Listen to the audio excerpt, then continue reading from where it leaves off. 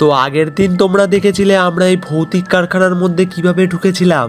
কারখানার ভিতরে তো কোনো ভূত দেখতে পেলাম না, এবার দেখা যাক দোতলায় কিছু দেখতে পাই কিনা। তো আমরা 3 বন্ধু বুকে বল নিয়ে উপরে উঠলাম একে একে, কিন্তু যা মনে হচ্ছে ভর দুপুরের আলো থাকায় এখানে কোনো ভূত আমাদের দেখা দেবে না। পুরো বিশাল কারখানাটার এই একটা ঘরেই আমরা ঢুকতে পেরেছিলাম। এখানে কোনো ভূতের সন্ধান না পেয়ে আমরা নেমে গেছিলাম। তারপরে সিদ্ধান্ত নিলাম সিঁড়ি দিয়ে এই ঘরটায় যাব। দিনের বেলা ছিল বলে এখানে ততটা ভয় লাগেনি। দীপায়নের খুব ভয় লাগছিল বলে ও নিচেই দাঁড়ানোর সিদ্ধান্ত নিল। সামনে একটা খোলা দরজা ছিল, তাই আমরা ধীরে ধীরে সেটার দিকেই এগোতে লাগলাম। ঘরের ভিতরে দেখতে যাব তখনই মহুল বলল যে দীপায়ন দা পিছনে নেই। প্রথমে একটু ভয়ই লেগেছিল, তাও ওর কথা না ভেবে আমরা ঘরের ভিতরে ঢুকে গেলাম। নিচের কারখানায় ঢোকার পর যেমন ঠান্ডা অনুভূতিটা পেয়েছিলাম এখানে তেমনটা নেই। ঘরটায় যথেষ্ট সূর্যের আলো পড়ছিল, তাই অতটা ভয় লাগেনি। যাই হোক, আমাদের ভৌতিক কারখানার সিরিজ এখানেই শেষ হলো। তোমাদের যদি ভিডিওটা ভালো লেগে থাকে তাহলে অবশ্যই একটা